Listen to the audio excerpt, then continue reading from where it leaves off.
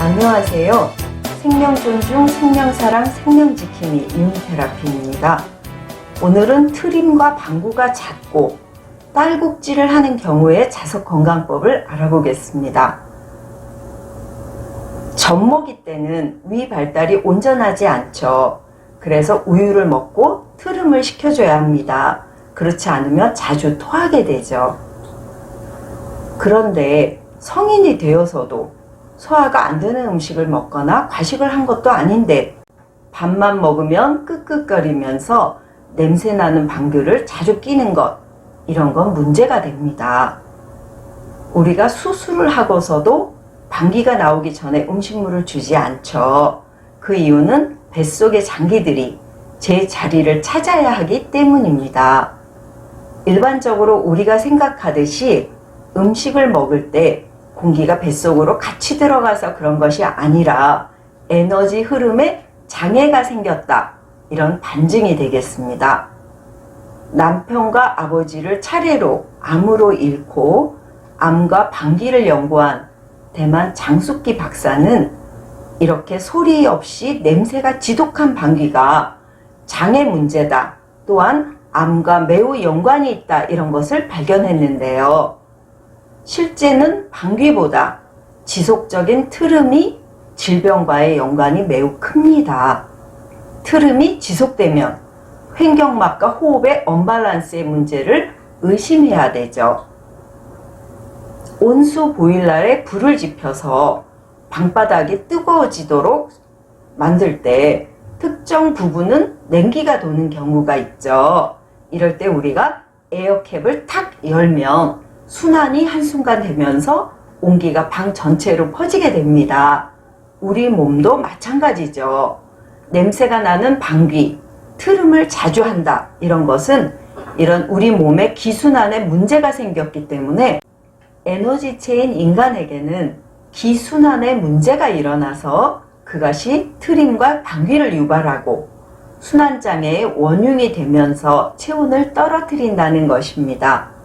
적정 체온, 식도와 기도, 혈관과 같은 호스로 된 기관의 틀어짐, 근육의 긴장 상태, 이런 것들이 기순환에 영향을 주죠. 딸꾹질, 이것도 대표적인 기체순환 장애인데요. 불수의근인 횡격막이 불규칙하게 수축하게 되면 성대 사이에서 딸꾹딸꾹 이런 소리가 나게 되죠. 딸꾹질은 우리가 긴장하고 매운 음식을 먹고 과음을 한다, 이럴 때 주로 나타나는데요. 일시적인 딸꾹질은 별로 걱정할 일이 아닙니다. 깜짝 놀라게 한다든가 간지럼을 태우거나 숨을 오래 참고 쉬게 한다든가 또는 찬물을 마셔서 교감신경을 갑자기 자극하게 되면 대체로 호전됩니다. 그런데 심각한 질환이 있는 경우 몇 년 동안 멈추지 않고 딸꾹질을 하는 경우도 있다고 하죠. 이런 질병적인 딸꾹질은 호흡 근육인 횡격막을 관리해 주거나 또는 교감신경과 부교감신경의 밸런스를 잡아서 자율신경 구조화를 정상화시켜 주어야 합니다. 자, 구체적인 자석건강법을 알아보겠습니다. 호흡근육과 미주신경을 위주로 자석건강관리법을 해주시면 되겠습니다. 첫 번째, 귀관리인데요. 미주신경이 시작되는 부위죠. 이명이 있는 경우 이런 기순환 장애에 많이 노출되어 있습니다. 귀를 열심히 문질러 주세요. 귀에 보시는 것처럼 귀의 오목한 부분, 이것이 미주신경이 부포된 곳이죠. 거기를 천사봉의 구슬 부위로 열심히 비벼주세요. 두 번째, 목 관리인데요. 자, 목에는 기도와 식도가 지나가죠. 음식물과 공기가 지나가는 관입니다. 이 호스에 왜곡이 되면 틀어지게 되죠. 그러면 기순환 장애가 오게 됩니다. 후두개 부위가 열고 닫히는 것에 문제가 생기면 사례가 걸리죠. 자, 이럴 때는 목젖, 설골뼈죠. 이 주변을 열심히 문질러 주세요. 자료사진은 뇌전증의 쇄골 부위, 미주신경 이 부분에 전기 충격기를 연결한 모습인데요. 미주신경이 지나가는 목의 흉쇄 유돌근 여기를 열심히 비벼주시고 주름이 있거나 통증이 있는 부위 집중적으로 관리해 주십시오. 세 번째, 쇄골 관리입니다. 보시는 것처럼 노란색 부분이 부교감 신경입니다. 쇄골 안으로 들어가서 어깨 아래쪽으로 통과하죠. 쇄골 부위의 압박을 풀어주어야지 자율신경 밸런스를 잡아줍니다. 네 번째, 횡격막과 갈비뼈의 관리입니다. 자율신경의 지배를 받는 것이 횡격막이죠. 횡격막과 갈비뼈 사이의 늑간 근육, 이것이 굳으면 기순환에 가장 큰 장애를 가져오죠. 횡격막이 위치한 명치에서 옆구리까지 충분히 문질러 주십시오. 다섯 번째, 엉덩이의 청골 부위, 거기서 정추까지 관리해 주시는데요. 엉덩이에 움푹 들어간 가운데 부분, 그것이 청골 부위입니다. 그곳을 문질러 주세요. 이것을 관리하시면 상하로 정체되어 있는 기순환에 도움이 되는데요. 쭉쭉 길게 비벼주시면 좋습니다. 여섯 번째, 손발의 관리죠.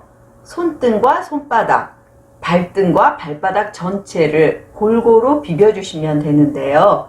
이렇게 하시면 말초까지 순환되지 못했던 기순환이 정상화되도록 도와줍니다. 체했을 때 우리가 가장 많이 자극하는 곳이 어디죠? 네, 손등의 합곡혈이죠. 이곳도 열심히 비벼주세요. 보시는 곳은 태충혈인데요. 태충혈을 찾는 방법은요, 엄지와 두 번째 발가락 사이를 쭉 따라 올라가다 보면 뼈에 탁 걸리는 부위가 있습니다. 이 부위를 사진에서 보시면 동맥이 지나가죠. 그래서 발목을 쭉 펴서 약간 핀 상태, 발레하듯이 쭉 핀 상태에서 태충혈까지, 발목에서 태충혈까지 쭉쭉 비벼서 발가락까지 약하게 자주 비벼 주십시오. 자, 보시는 것은 발바닥의 용천혈 부위죠. 이 부분은 정맥이 있습니다. 정맥이 휘돌아치면서 지나가는 곳이죠. 그래서 심장에서 발로 내려간 혈액이 정맥을 타고 다시 잘 올라오지 못하면 순환에 문제가 생기죠. 여기는 강하게 비벼주세요. 천사봉으로 비빌 때는 사실 이런 철자리를 몰라도 됩니다. 문지르다가 불편하다, 아프다 이렇게 느끼는 부위를 열심히 문질러 주시면 됩니다. 간단하죠. 자, 지금까지 살펴보셨는데요. 여러 동영상에서 반복되는 부위가 있죠. 그만큼 중요한 부위라는 의미입니다. 반복해서 실천하면 내 것이 됩니다. 다음 시간에도 더 유익한 자석건강법으로 찾아뵙겠습니다. 감사합니다.